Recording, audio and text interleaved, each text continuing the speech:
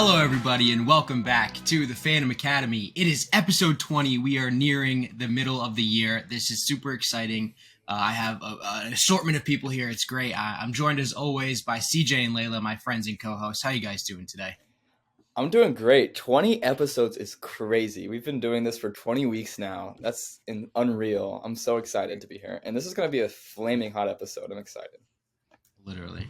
Yeah, I'm a bit scared for this episode. I know I have some that are going to upset some people, but I'm excited. Let's go. And joined with us, we have two brand new faces to the podcast. We have Charlie Goldberg and we have TJ Zwarych. How are you guys doing today? I'm excited. I'm excited to be here. This is going to be a flaming hot episode, and I hope at the end of this, we're all still pals. I am so ready to make my debut on the Fandom Academy podcast.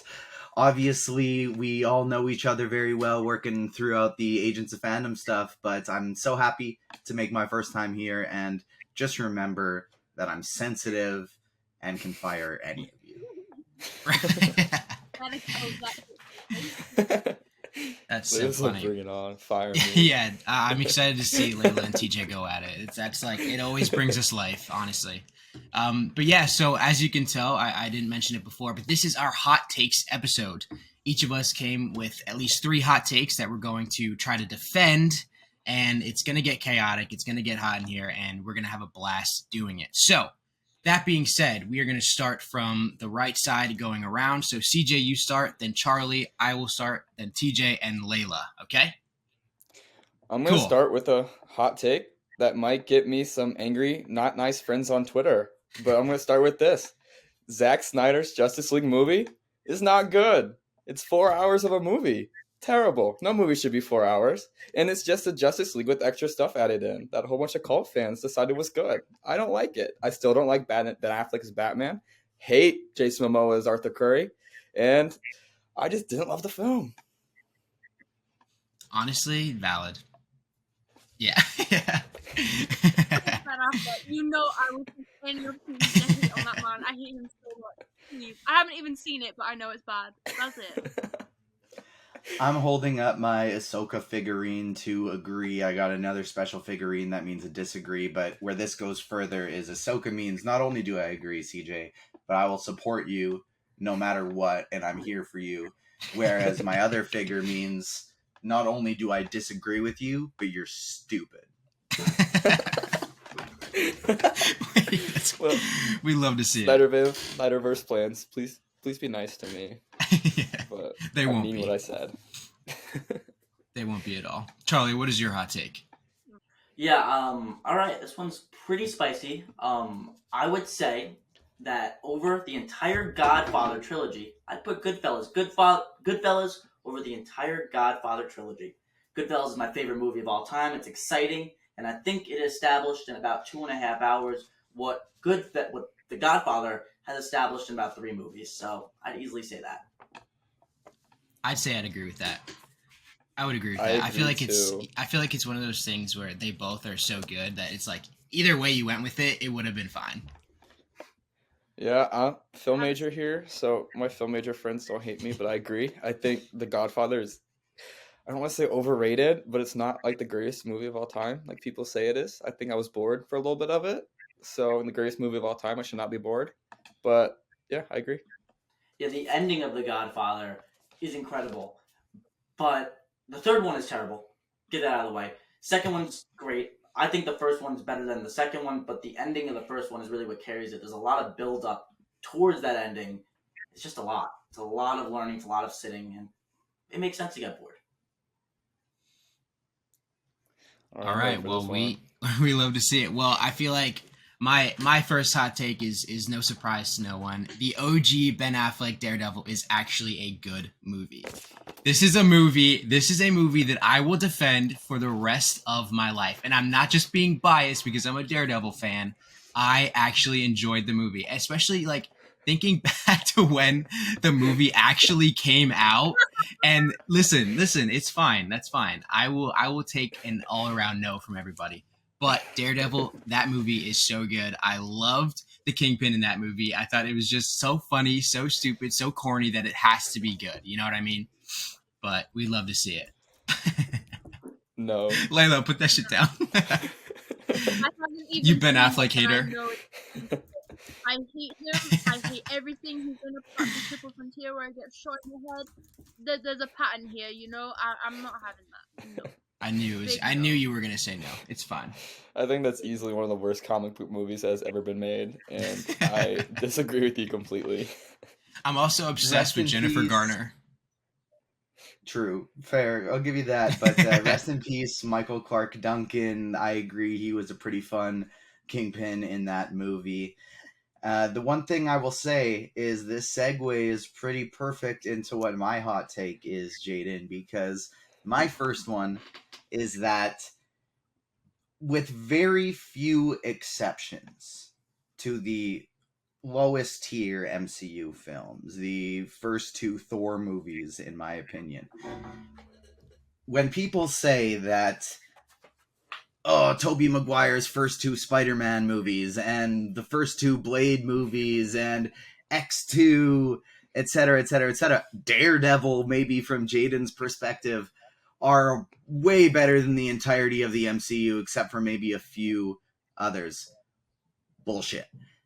Absolutely not. The only thing that is holding people to that is nostalgia. While, don't get me wrong, the top tier ones from the early 2000s, yeah, if you want to put that ahead of Thor the Dark World, maybe even Thor Love and Thunder, if for those that really didn't like that one, I'm here for it. Those movies, the Quantumania, sure, those have some flaws. But to try and compare something like a Spider-Man from 2002 to a Captain America Winter Soldier, these are two totally different tiers of movies. Why? Because there's been 2 decades of filmmaking, or I guess 1 decade of filmmaking in between those two movies, 2 decades of filmmaking for the ones that are coming out now, that they've been able to improve upon. They've learned from their mistakes. And so my hot take is that the early 2000s superhero movies, they're nowhere close to as good as the MCU. And the only thing that is holding us to those is nostalgia. I would honestly agree, because I would say like even First Class and Days of Future Past are better than the original X-Men trilogy. Now it drops a tier when you get to like Apocalypse and Dark Phoenix, but like those first two with James McAvoy and Michael Fassbender are really good movies. So I agree with you. Yeah, I'll put Days of Future Past up there with basically any MCU movie. That's one of my favorite Marvel movies ever made.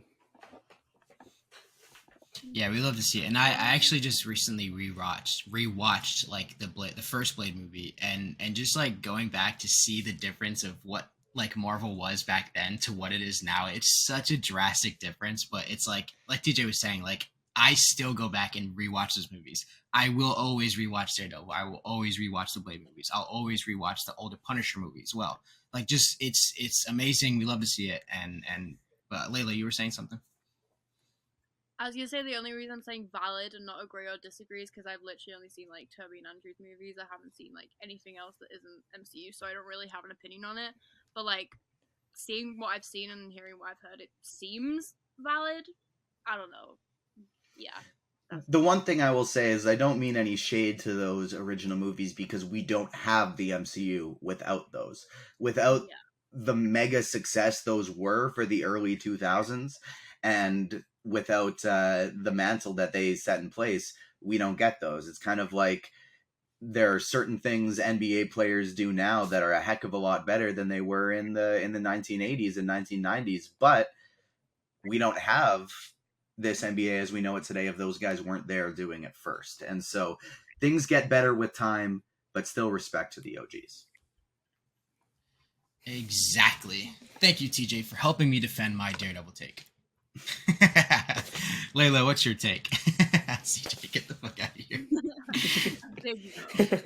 I'm gonna get my Marvel one out the way. I don't know if this will upset many people. I feel like a lot of people would agree, but I don't know.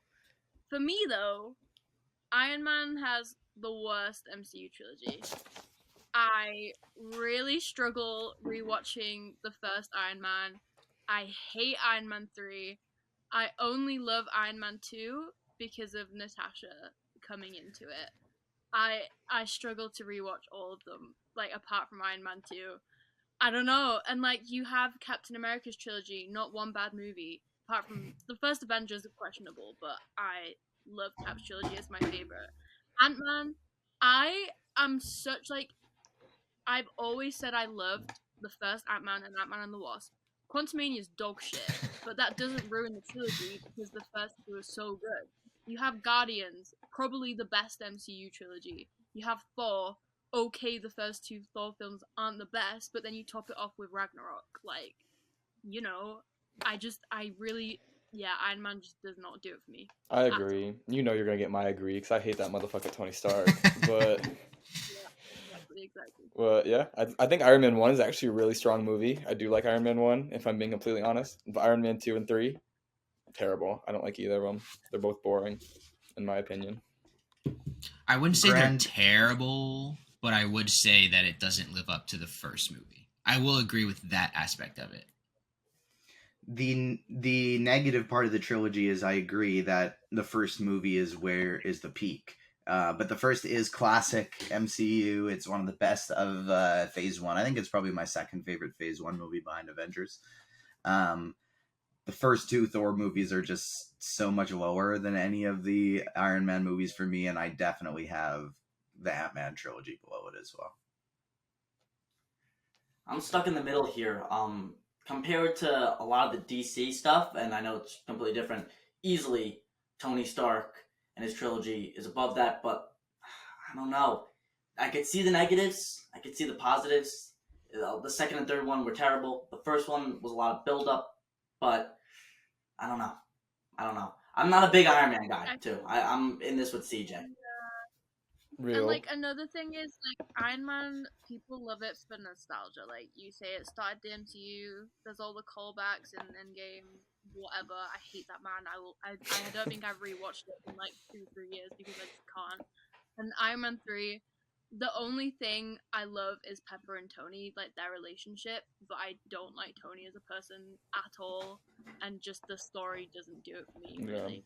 We could have a whole podcast episode on why Tony Stark is actually not a hero, why he's responsible for the entirety of Infinity War, while he never makes up for his mistakes, and he never faces any hubris. Yeah. You know who disagrees with everything you just said? Brandon Davis. Steve Rogers. Steve Rogers would think that's a terrible take. Well, I'm just defending my husband, Steve Rogers. Like, I'm doing it for him. Rogers, he might be blinded. He might be blinded by it, but deep down, he knows I'm right.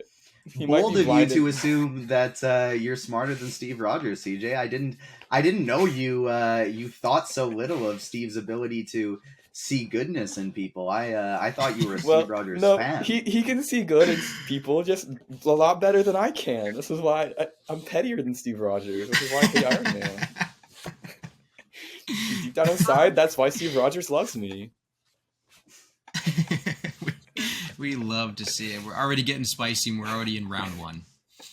All right, CJ, head off round 2 with your second hot take.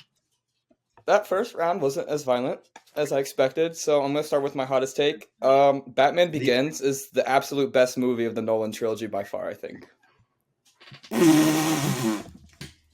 I have said this so many times. I think The Dark Knight is insanely overrated. Heath Ledger carries that movie on his back. If it was not for Heath Ledger, that movie would be god-awful. I think a lot of the story in that movie is not great. The entire sequence on the boat is just not needed at all.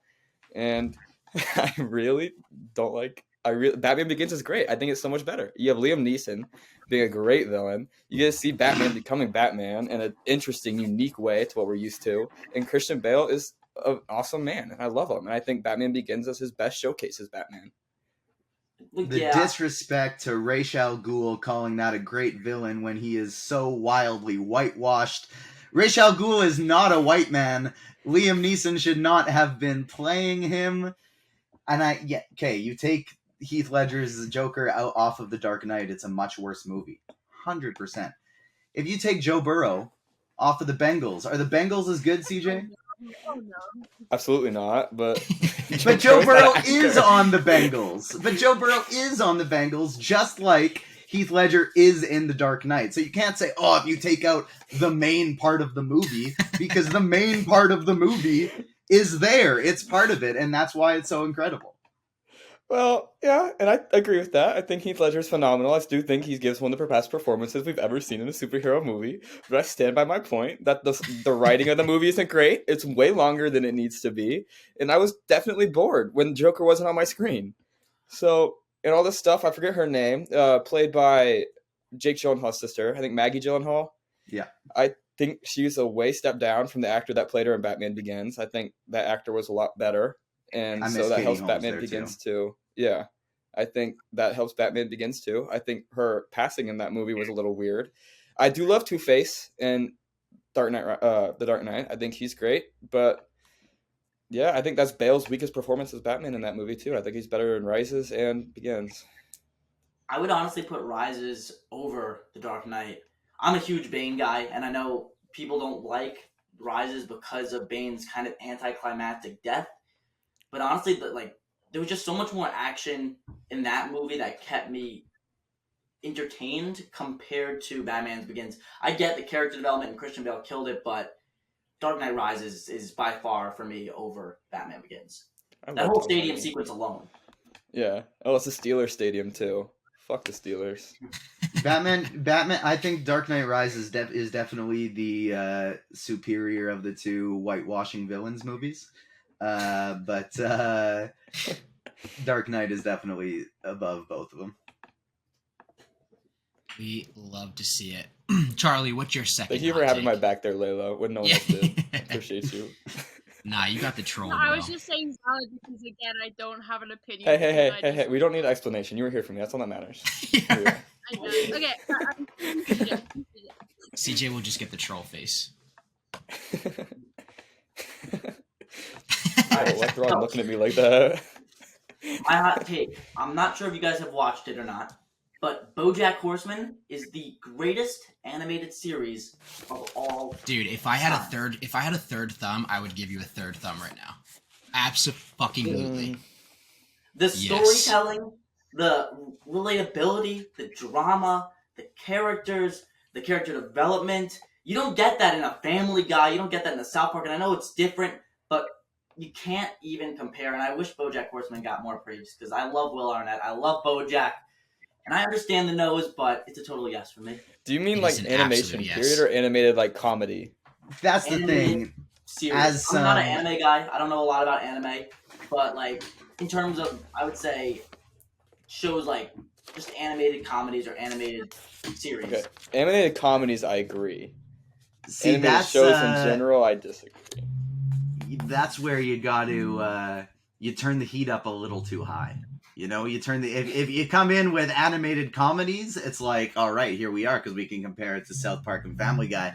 But when we compare it to animation, and we're talking Clone Wars. Barbies, the Transformers, the Justice Leagues, the G.I. Joes, Teen Titans. All of anime, Titans, Teen Titans, X-Men, Spider-Man, all of these things. X-Men. BoJack Horseman's probably not cracking the top 100. Top 100, top please. 100. Think about it. All that, TJ. It's in top 100 of animated shows. There would be hundreds of animes ranked above it. There'd be hundreds of animes ranked above it. I've never watched anime. Animation is such a rich history. There'd be no chance. I would say animated TV comedies, but okay. I don't know anything about anime though. Like the only thing I would say rivals it in animated comedies would be Rick and Morty. I think Rick and Morty's really great, but I don't know. That's tough. But even Rick and Morty, walk that line of like sci-fi a little bit too. Yeah, I wouldn't put Rick and Morty over BoJack, honestly. I would put Family Guy and South Park over Rick and Morty. I know it's super popular, but I just don't really see it. I think Rick is just so annoying. Rick is annoying. He's a tweaker. I don't like being around him. I don't like watching him. That's valid. That's valid. Yeah. He's like Frank and Shameless. You just hate when he's on TV. Yeah, it's like you hate him, but you love him, but then you hate him even more. It's just so annoying. Yeah. Always fucking everything up. All right, so for my second take, Twitter might hate me for this one. I actually enjoyed the sequel trilogy of Star Wars. I loved. It gave me some of my favorite characters. I understand that some of the story points weren't exactly what they needed to be. I understand that there's controversy about, and somehow Palpatine returned. I get that stuff. But it is a beautiful trilogy. I love the stuff with Rey. I really want Finn to come back. I want the Finn and Poe dynamic to stay. BB-8 is one of my favorite droids ever. I feel like I would be doing myself a disservice by not making this a hot take, because I know it's a hot take. And TJ, you're the double fist in there. We love to see it. But yeah, no, I think it's a good movie. It's a good trilogy. I agree. I think if you put all three movies in a vacuum, they're all okay movies. But I think the thing that bothers me most with the sequel trilogy, which is why it's terrible and I don't love it, is The Force Awakens is a top tier Star Wars movie. Just a phenomenal movie. And they just do not capitalize on it at all. The Last Jedi, I hated it. Grumpy Luke does not work for me at all. I thought it was a boring movie. I'm not gonna lie. It seems like it was 2.5 hours of nothing really happening outside of the throne room scene. Killing Snoke, I hated it at the time, and I hated it even more when Rise of Skywalker came out. A lot of stuff that doesn't make sense. And then you get to Rise of Skywalker, and it makes even less sense. You have Exegol in its entirety is just stupid. The whole thing between Kylo Ren and Rey at the end was dumb. Just so many issues with that movie. I will say Rise of Skywalker did give me a really cool moment, and that was when all the Jedi were telling her to rise up. I thought that was really cool, and hearing all their voices and stuff was cool. But other than that, I don't really love Rise of Skywalker. But I do agree, it did give you some good characters. I love Rey, I love Poe, I love Finn, I love BB-8. And if this was like a not Star Wars, I think the trilogy would have been a lot better than if it was. A lot of it just didn't make sense. Yeah, and that was like part of my thought process. Like The Force Awakens, there was just a lot of untouched potential when moving into the second two movies. Like The Force Awakens, like set up something that could have been perfect, but unfortunately it wasn't perfect. But I still enjoyed the trilogy for what it was. Mm-hmm. I wholeheartedly agree. Like, they have so many issues, but like that's not the point. They were so much fun until I watched them all like back to back, and I like tweeted about it. I remember like I tweeted like, "Oh my god, I love the sequel trilogy," and then that was when I learned that no one else does. Like, I had so many replies because I was like on Stan Twitter at the time. So you have all these bitches in my mentions like, what do you mean you liked them? No, bad, no. They're good. I don't know. I love them, and they're always the ones I watch like with my family. Like they're their favorites, I guess. You have Oscar Isaac in Star Wars. Hello, him in every single one of those movies. I just sit and stare and then open AO3. I don't know. I love him and Finn so much, and I agree. BB-8 is the superior Star Wars droid, and I will not take any questions. He is so cute. Over like I want to adopt him. Chopper. I love him. And like BD1. Okay, Chopper is a very, very close second. What about like BD1? I love him. Okay, top 3. I don't know. That is the top 3 right there, though. That's the top I was gonna 3 say right that there. is the That's top the undeniable 3. top 3. Yeah. I think like R2 can maybe be there for some people, and I won't argue that. But like those are my favorite 3 too, right there. This is not my third hot take, but C-3PO low-key annoys the shit out of me. Yeah, C-3PO sucks. Yeah, that's a mild take. Like C-3PO. C-3PO sucks. That's a mild. So the reason I started with Ahsoka because like here's what's happening with us right now. First Charlie, now Jaden. We're playing with fire, right? And we're dancing with it, and we're doing well. We're doing well. We're putting on a show. But then we turn the fire up. We're getting a little too hot. We burn ourselves. BoJack animated comedy, great. Put it up there. I love it. Star Wars, it's super enjoyable, and I love it. Great. Let's twirl those fire batons. I love it. But we can't be calling it a fantastic trilogy because I agree with you. It's like one of those things that it's like, it's not good because they screwed it up, but I love it. But I'm gonna watch it and I'm gonna like it, and it's very much similar to me, like something like for you, Daredevil, the 2003 Daredevil. That's the Fantastic Four movies for me.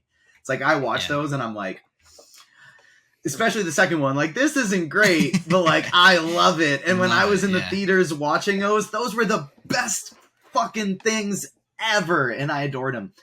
And like kind of what the Star Wars sequel trilogy reminds me of is just like some people who really know what they're doing were working in a group chat together, or like working on a group project together, but then they didn't get a chance to like get together and practice their group project and make it work together before the presentation.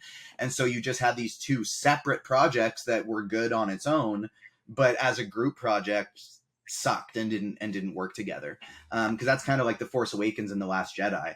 They're great on their own. They just tell two different stories. And then The Force Awakens kind of doesn't really, I'm blanking on the third one right now. I'm having a Rise of Skywalker. You know what I mean? Rise of Skywalker. Thank you.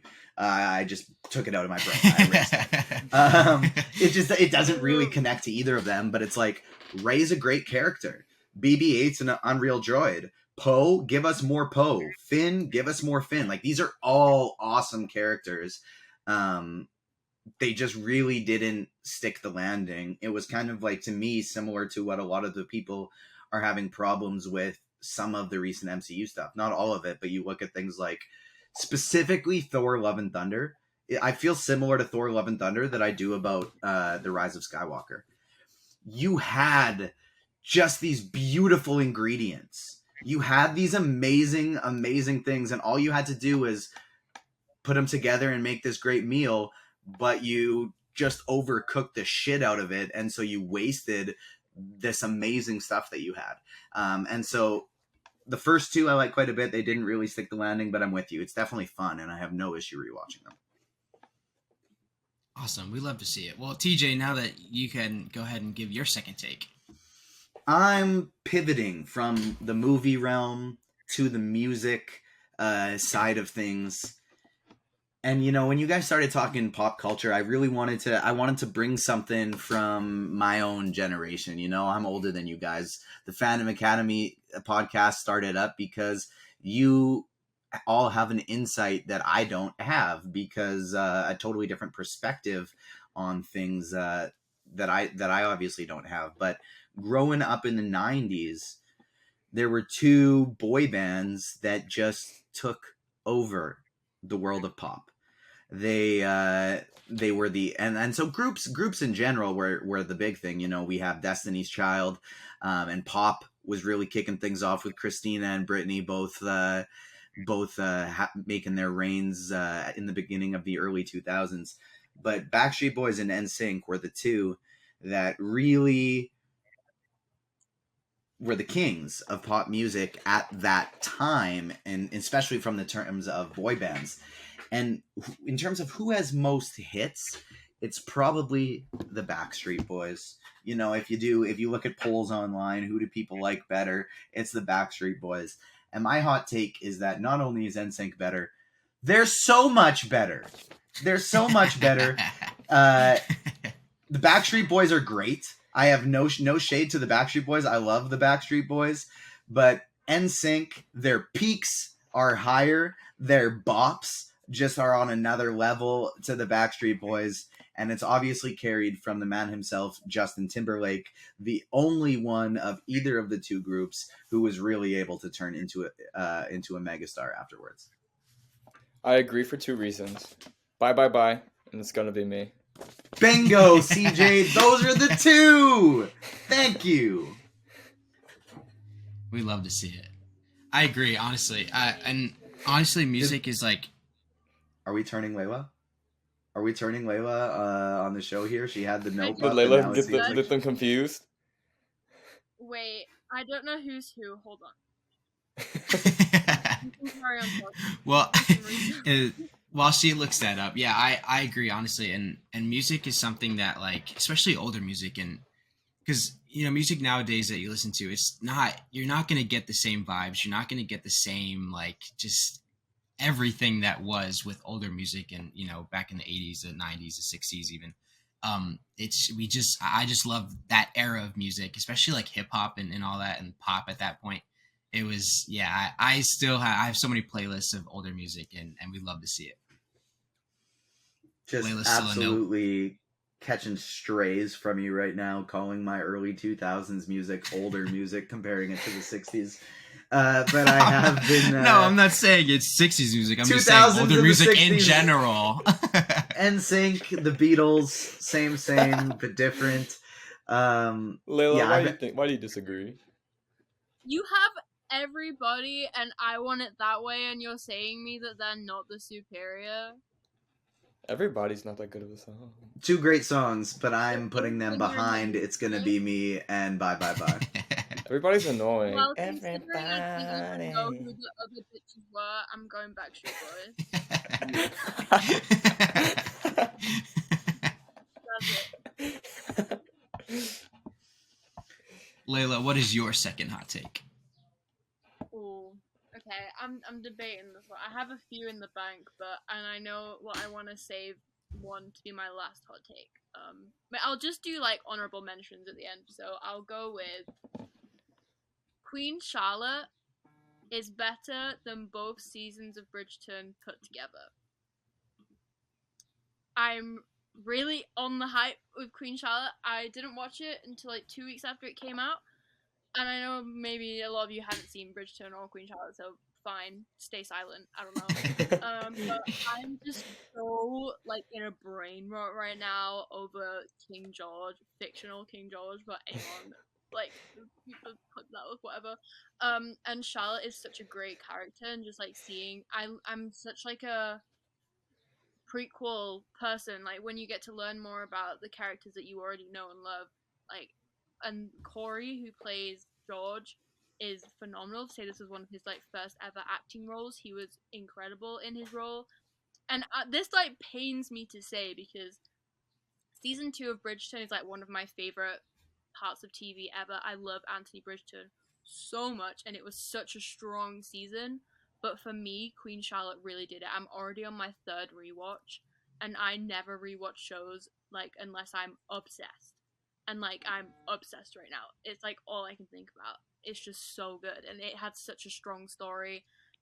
Every single person in that cast just killed their role. Like it's just so great. I can't stop thinking about it. I'm obsessed. I haven't seen, but I do know that anyone who plays King George at a professional level ends up being hot. So shout out to Jonathan Groff as well. So exactly. You're also, for some reason, earlier this week, you're not the first person to say that. I've heard someone say that Queen Charlotte is better than Bridgerton, and so I'm just gonna have to give you thumbs up because we love to hear it. You can find my review up for Queen Charlotte on agentsofandom.com. I believe I gave it 4.5 stars out of 5. I really love it as well. It's not like standing above the 2 seasons of Bridgerton for me, but it's like I'm kind of with you as well. I love the first 2 seasons of Bridgerton, and so all 3 of them to me are pretty fantastic.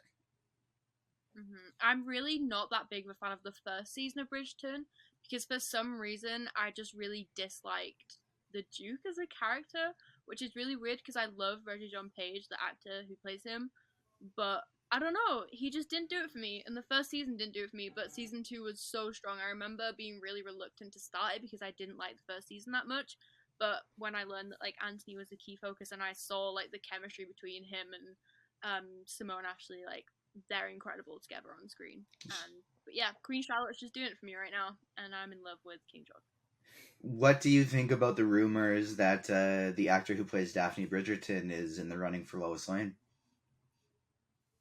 For what, sorry? The actor who plays Daphne Bridgerton, like the main Bridgerton from the first season, she's in the running to play Lois Lane in the DCU. Good for her. I think I need to hear her American accent. Like that's really it. If she has a strong American accent, I think she has the mannerisms and the personality to crush it.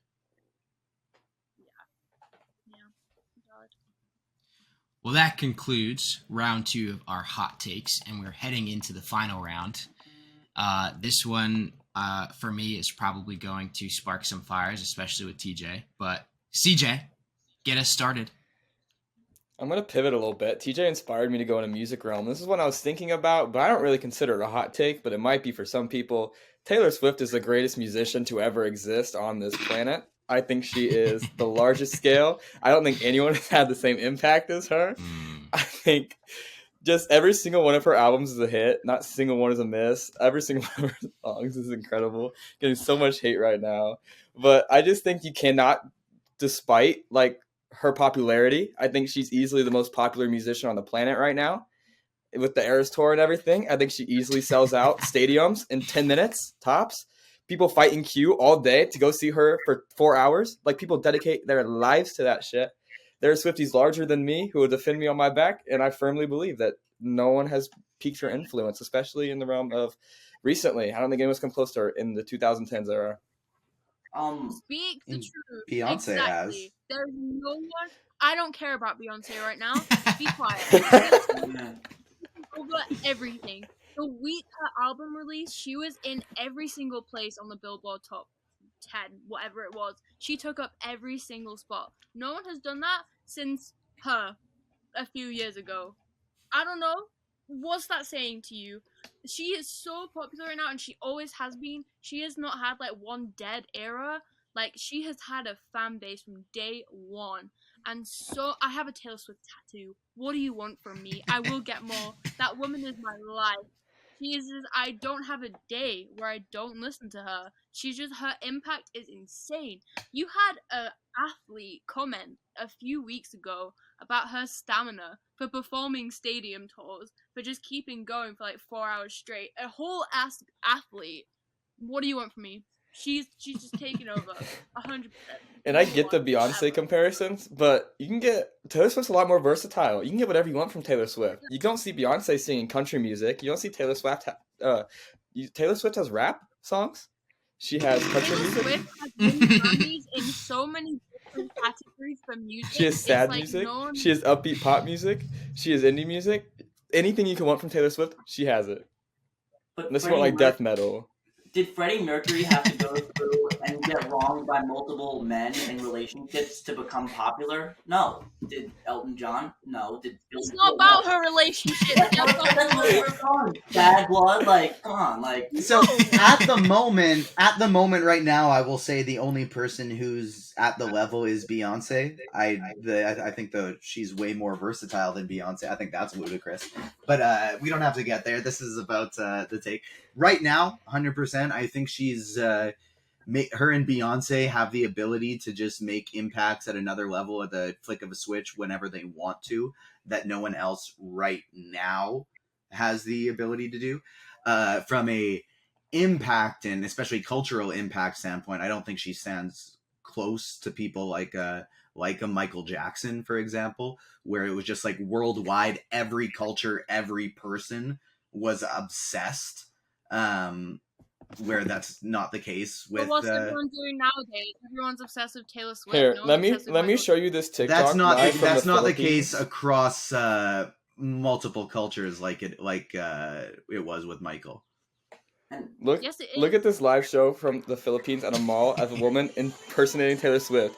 The entire mall is sold out. That's not a good one. This is a good one. Look at this. I don't know if it shows the crowd. It doesn't show the crowd, but I'm trying to find one that shows the crowd. There's so many people that are obsessed with Taylor Swift. And you're talking about cultural impact. In the 2018 election, Taylor Swift opened her voice politically and got thousands of young voters to sign up to vote in the election. A crucial election protecting gay and women's rights. And Taylor Swift used her cultural impact for good. I think she's beyond music. I think she has done stuff on a cultural impact as well. And I think in 20 years from now, we'll be looking back at Taylor Swift the same way we look back at Michael Jackson. Yep. Like Bob Marley, Jimi Hendrix. I can't name one Bob Marley song. I can name 150 Taylor Swift songs. I don't know. That doesn't say anything of never. Be quiet. I'll let you keep digging your hole deeper.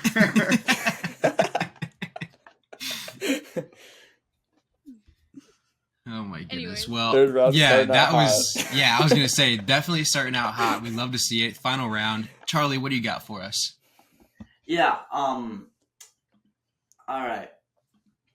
Top 5 video games of all time. Actually, no, scratch that one. I have a better one. I would say best TV sitcom of all time, over Friends, over Full House, over everything, iCarly. Okay. And I'm not I saying can it vibe because with it's my that. childhood, which it was, but like the characters, it's something that as a grown man I could watch back today and still laugh at. I think that Miranda Cosgrove is fantastic. I think that the main cast is lovable. Spencer is fantastic, and there's just so many memes from it. You have Neville, you have Lubert, you have Freddie's mom. There's so many great characters in iCarly. It's just hilarious. It's really funny, and it still holds up. And Nickelodeon and Disney suck today. I can't name one show. That stuff is terrible. I agree with you. The only thing that makes me hesitant is because of Dan Schneider and all the bad stuff that's coming about him. Oh, he's and, horrible. He's yeah, terrible. stuff with Jeanette McCurdy. But in a vacuum, the show is phenomenal. That show is like my life. I love that show. Could sing the theme song by memory right now. They're all iconic, and no matter how bad they don't want to be, all of that cast will be associated with that show forever. It is left a legacy on our generation. That is Gen Z's like everything right there. But new iCarly's terrible. I don't want to connect this to the new iCarly. New iCarly, I like the new watch. iCarly. No. TJ, are you okay?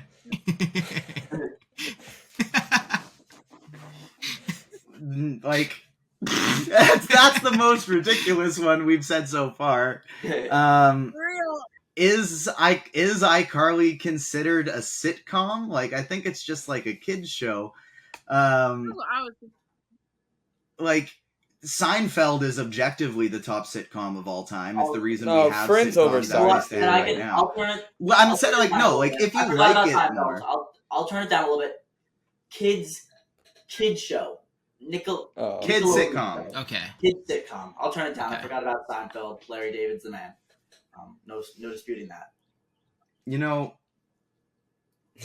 like, it's not mine, but all of a sudden that's a reasonable take. Like, I'm taking Lizzie McGuire, Zoe 101. Like, that's my bag. That was my generation a little bit, but Zoe 102 coming soon. yeah, I mean, I'll check it out. I'll probably hate it, but I'll check it out. Same cast. A lot of the people aren't returning, but like, I think they're like, it's the same cast, but like half of them, and they're just centering. Is Austin Butler returning?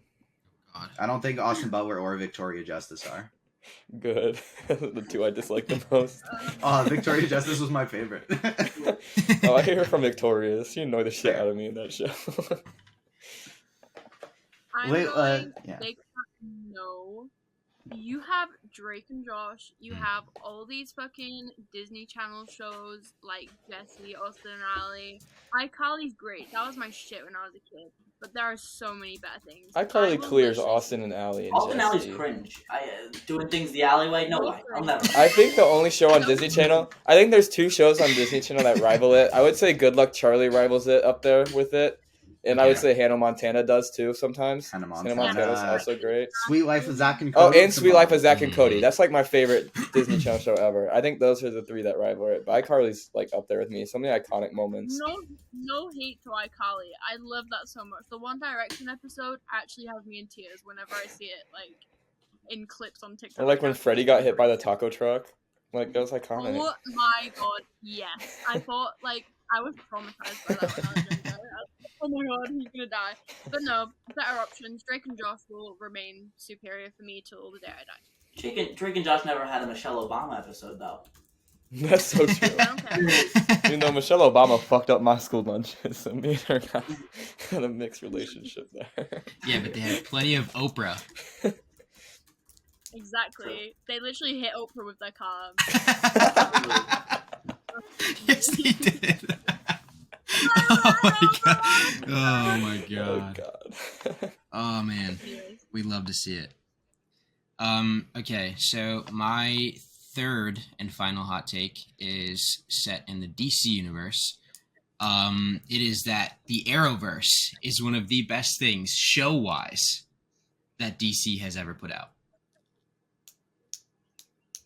Specifically Arrow or the entire franchise? No. I'm saying like Arrowverse as a whole, like the Flash, Supergirl, Legends, Arrow. I love that universe of DC, and I love the connectivity of it all. Like the crossover events were some of the crazy. Like I lived for those crossover events, and an Arrow I've seen maybe 5 times through. I've seen Flash 3 times through. I will agree that like shows like the Flash and stuff, like towards the end they got real corny. They got real iffy about, story wise, but like at least the first half of the Arrowverse in terms of like Flash and Arrow and especially Supergirl, like the beginning of those shows were so good. And I will defend that take for the rest of my life. If you would have just said Arrow, I think I would have agreed. But I cannot justify putting shows like The Flash, and even though it was really great in its later seasons, its earlier seasons, the later seasons, I cannot justify putting over shows like Peacemaker and like Titans. Like those shows are really good, and I cannot justify putting like the later seasons of The Flash up there with that. If it was just Arrow, I probably would have agreed.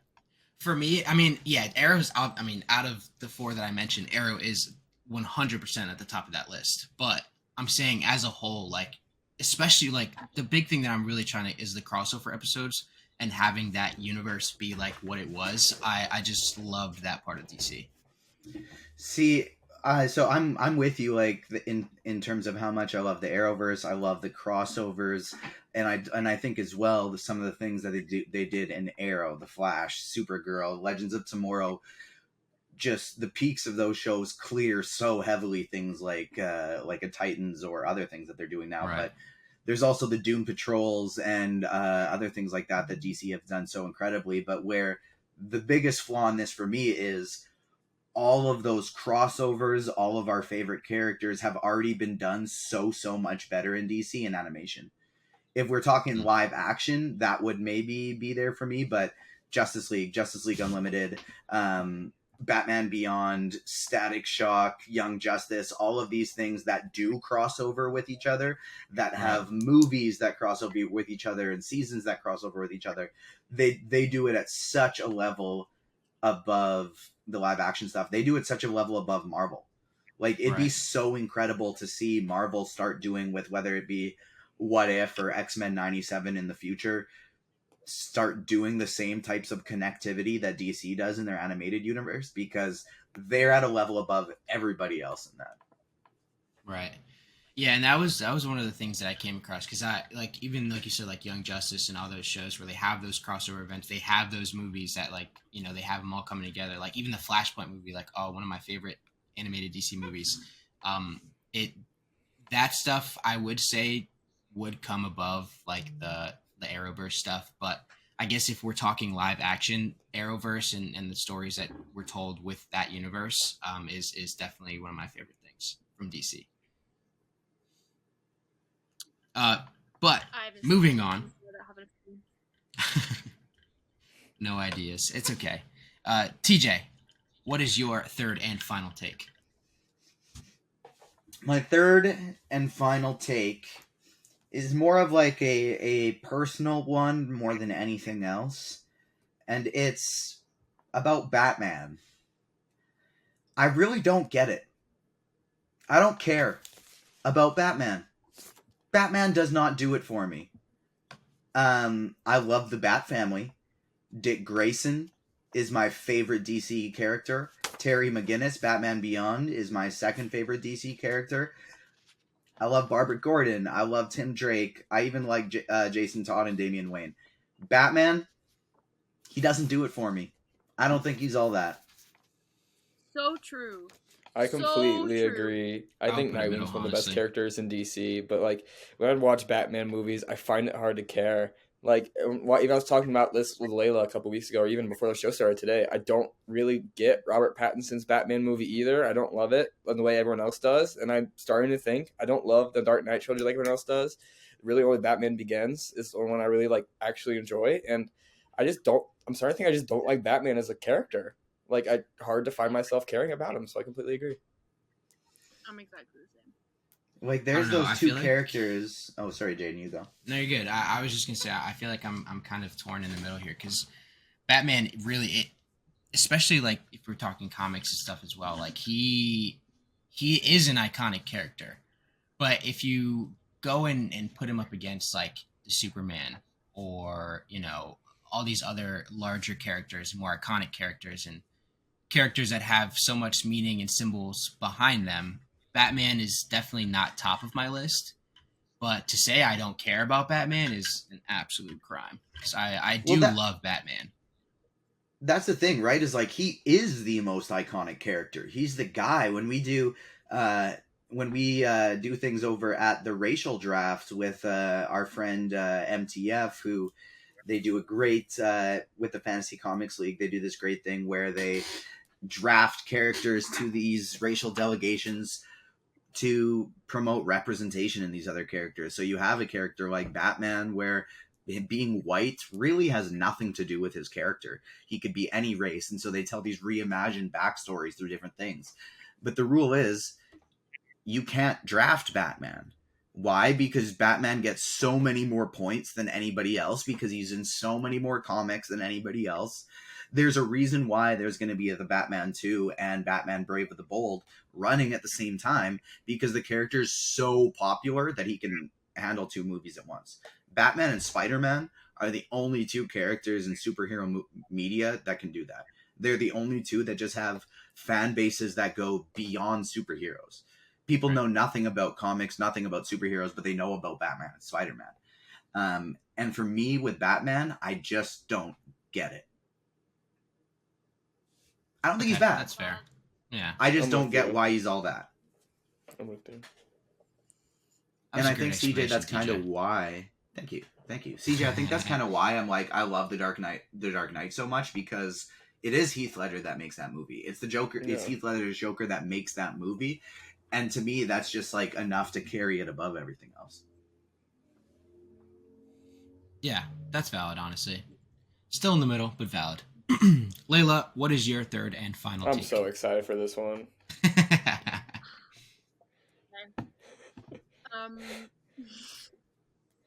Do it. And everything. I don't actually think it's that hard to take. If you ask anyone on Star Wars Stan Twitter, they will agree with me. Ahsoka is my least anticipated upcoming Star Wars project. Out of everything that we're seeing, I love Ahsoka as a character, but she should have stayed animated. Rosario Dawson doesn't do it for me at all. Seeing her in The Mandalorian was cool, but it could have ended there. She's had her time in animation. She had a little appearance in live action. I love my girl, but I'm just not excited for the show at all. Hera's makeup looks fucking terrible. Like, shit. And, like, I'm actually not excited for it, and that is one of the biggest reasons why I'm struggling to find excitement for it. I've heard rumblings about Rosario Dawson. I've seen things about Rosario Dawson, and she just does not do it for me at all. Yeah, it's cool to see some of these characters that we know and love come to live action, but I just feel like they look shit, and I'm not here for it at all. I agree with you on some things and disagree on others. I agree that I don't really love Rosario Dawson as Ahsoka. I think it could have been cast better. I think it doesn't really portray what Ashley portrayed in the same way, I don't think, very well. But you cannot be telling me you are more excited for Skeleton Crew than Ahsoka. Like, I just don't believe that. The footage we saw of Skeleton Crew at Star Wars Celebration, and it's the same for, like, the Acolyte and any other things that we saw, they just look better to me. That's it. I mean, even if you're not excited for Ahsoka, you have the Rebels crew, which is probably has me more excited than even Ahsoka itself coming back. Seeing Sabine and Hera in live action will be fun. It's like, but like that's the thing. Like the things we're excited about aren't even like the shows. Like Ahsoka is the main character, but no one's there for her. They're all there for Sabine. That's the truth about it. Like, shouldn't we be there for Ahsoka? I mean, the whole point of the story is Ahsoka reuniting the rebels and looking for Ezra and Thrawn. So I think that is the main point of the show. That's kind of the entire plot of it, of what it's going to be. But I think it would be.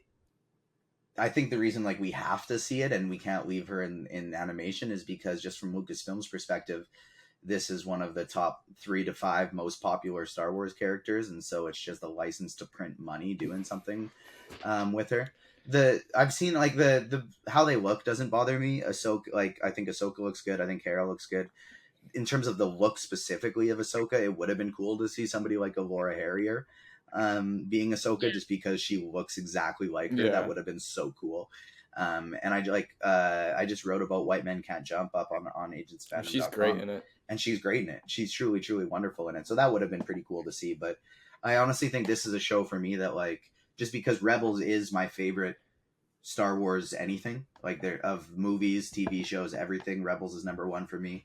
And Ahsoka is my favorite character. I think this kind of trumps even the Marvel shows on Disney Plus for me. Like, I don't think there's ever been a show on Disney Plus I've been this pumped for. Yeah, and I don't know. Thrawn's my favorite villain. Yeah. And like kind of like what Layla was saying, like the stuff that we saw at Star Wars Celebration, and I mean obviously everything that we saw was incredibly hype, even the Ahsoka stuff, and especially with Thrawn being announced and everything like that. It was a very exciting time. But I will say, like, stuff like the Acolyte's definitely top of my list for most anticipated. Acolyte's gonna be so good, and diving into like the High Republic stuff, like that's gonna be especially after playing Survivor. Yeah, it's gonna be so much fun, and I don't know, Ahsoka's definitely like one of my favorite characters as well. But even Ahsoka. I mean, maybe it's in my top 3, but yeah, I don't know if it would be I don't know if I would say I'm not excited for it at all, because that's not true. But yeah. I think the thing outside the Rebels coming in that has me most excited for Ahsoka, and this might just me be wearing clown makeup, there's not a 0% chance that Cal Kestis shows up in that show. It's not at 0. It's not high, but it's not at 0, and I think that has me a little bit more pumped because I need Cameron Monaghan in live action. We had a whole hour conversation about this last week, but yeah, I need it. And the rumors of like Hayden being on set too, and things like that. Like they are. Wasn't Hayden like announced? Isn't he like in the show? Yeah, I think he's gonna be in it. But it's like heavily like believed, I guess. But like that's not my take. My take was this my least excited. Not that I'm not excited for it. And I think Layla brought up a good point of like it's not confirmed yet, it's just kind of rumored, because I think that's probably why you also didn't see that much of with Ahsoka at Star Wars Celebration. Is I think there's a lot of this that's going to be shrouded in mystery, because I think there's a lot of plot answers that are coming. Like, this is kind of the period of time with the people that we know, like, obviously there's stuff about High Republic and things like that outside of the Skywalker timeline we know nothing about. But in this timeline we've seen, this is the spot that we know the least about, with the characters that we know the least about. So I think it's going to be filling in a lot of Star Wars lore stuff. And I do think Anakin's going to pop in. It'd be interesting. The thing with Cal is like, would it be Cameron Monaghan playing him? And would they It better be, or I'm marching on Lucasfilm. Well, no, but that's the thing, is they'd have to age him the hell up with makeup and tech stuff. Not that much though, because he's about the same age as Ahsoka. I would say maybe even a little bit younger, because when Order 66 happened, I would definitely say Ahsoka was older than Cal. But he's a human. I mean, it's Star Wars. They could get away with it. Yeah. He ages differently on Tantalor or something like that. Yeah. You could get away with some lousy explanation. Time doesn't pass the same way on Tantalor. Yeah. You could, if it's not Cameron Monaghan in live action, I would be kind of upset. I'd rather them do heavy makeup than take that away from him, because you're not bringing in Cameron Monaghan to do the motion cap for the video game unless you have plans on bringing him in live action. I agree, which is why I don't think it would be Ahsoka. I think it would be Obi-Wan Season 2. That would make a lot of sense too, especially with the connection to the hidden path. Yeah, but that's what I was thinking. I just want him to be in the Filoni movie. I want to see him on the big screen. So that kind of hopes.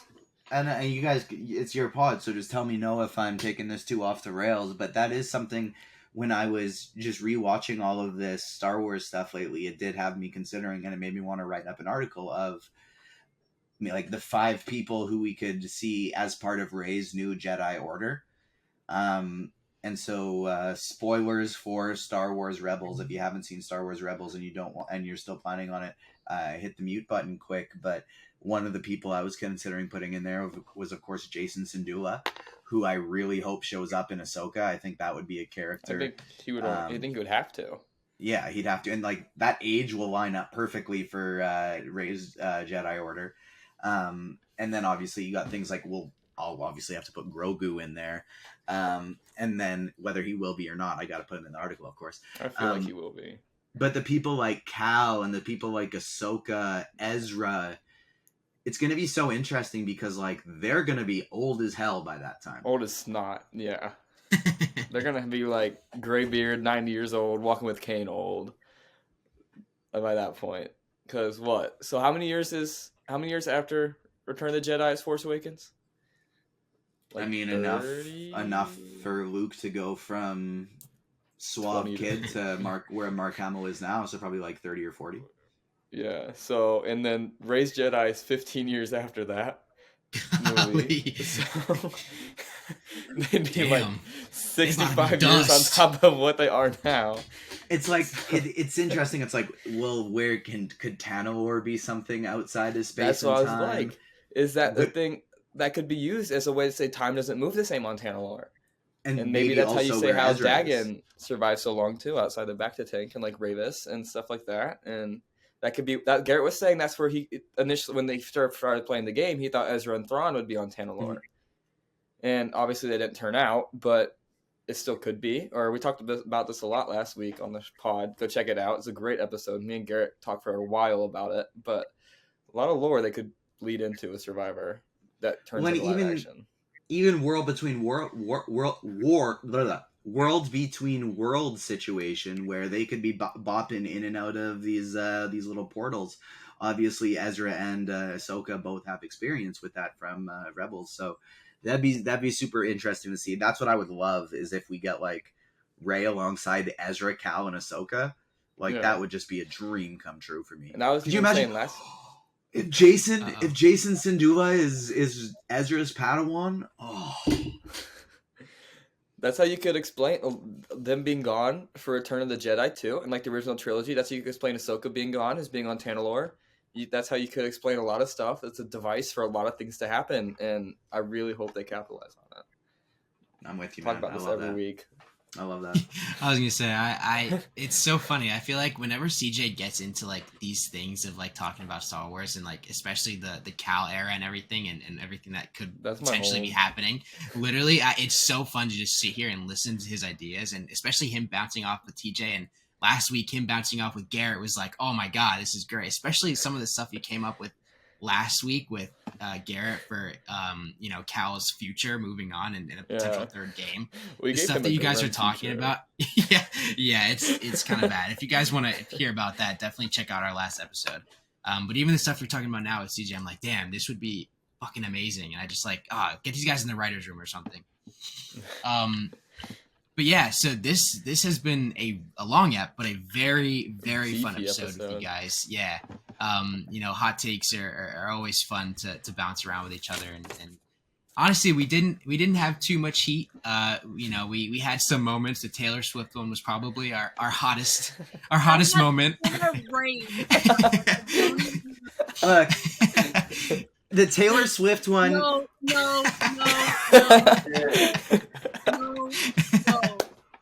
Layla got more heated than me. No. I'm poking the fires. It's fine. The hottest take undoubtedly was iCarly being the best sitcom of all time. I haven't talked to him because I don't know shit about Star Wars, but I know about iCarly, and I'm telling you, not over Seinfeld. right under it. You fool. You look like you should have been an iCarly. Private. I think the hottest was Jaden saying Daredevil was good. Ben Affleck Daredevil was good. It literally is. It's so good. And that's why we did. Oh, I want to preface this because we need to hold up our brand, but we made a rule before the podcast went on there that we could not say Morbius was good as a hot take. Cause it's not a hot take. We all agree on that. Okay, in the pod. I don't think I agreed about that. Hey! In the pod before someone can disagree. I don't care. I have to pull a Layla and just say I don't know because I've never seen it. Good, don't. You've never seen Morbius? Nope. It's fine. You're not missing anything. Watch it yeah, watch it tonight. I can't. I have a wildly busy night tonight. I got 2 Roto Grinders shows still. I got a couple of articles I'm trying to write.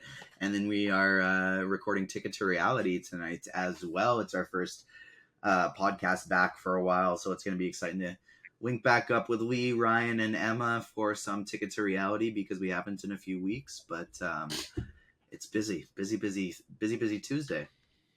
Very busy. And speaking about our busy schedules, we're going to go ahead and close out this episode. It's been a lot of fun. I love coming on here every week with you guys. So, CJ, why don't you go ahead and tell people what you're up to and where they can find you?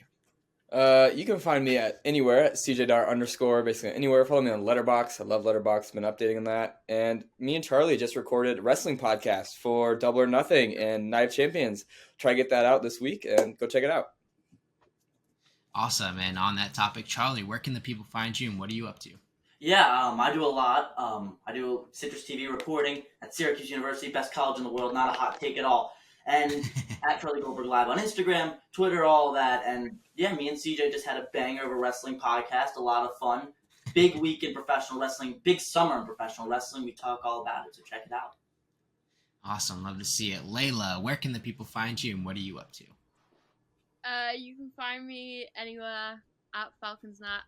I watched something very excited this week that comes out on Friday. I've watched the first 2 episodes of The Kardashians Season 3, which seems to be my newest hot take, so no one else enjoys The Kardashians. Fuck off. So boring. But I will have, I'm sure I'll have some coverage coming to Agents of Fandom soon. That was very fun to watch early. And yeah, I did have some honorable mentions, but I'm not even gonna say them for my hot takes because I know it will just lead to another discussion and I can't be having this right now. I'm already stressed enough and full of rage. We might have to do a part 2 of this. This is fun. Yeah, this is fun. Anyway, closing words. Stan Taylor Swift. Fuck all of you. And yeah. TJ, we heard a little bit about what you got going on, so where can the people find you? I think I was tame too. I didn't even let loose today. I thought I was biting my tongue so I wouldn't piss Layla off. I don't really care if you follow me, but you should follow the Agents of Fandom at Agents of Fandom on all the socials except for Twitter and now TikTok. It's at Agents Fandom.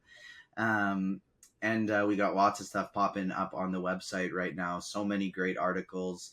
I want to give a little extra shout out again to Aisha, who was at the Little Mermaid premiere and was just so incredible interviewing Jacob Tremblay. You can find that up on the site. The same day she was doing that, I was at my local comic shop talking to Daredevil and Batman writer Chip Zdarsky, legendary Marvel and DC writer, and that article will be up on our website soon as well. And we got so much fun stuff coming, so make sure you check out the Agents Fandom YouTube page and, of course, agentsfandom.com. And one more thing I wanted to add, plug. Me and Jaden are off to Philadelphia next weekend to Philly Comic Con. Hopefully get some big interviews there. And, yeah, let's look up for content from there. Yeah, and it's honestly... Go ahead, DJ. I was just going to say thanks so much for having me on. It was a fun first time. Had to listen to some craziness with iCarly and Taylor Swift, but I love you guys, and this was a lot of fun.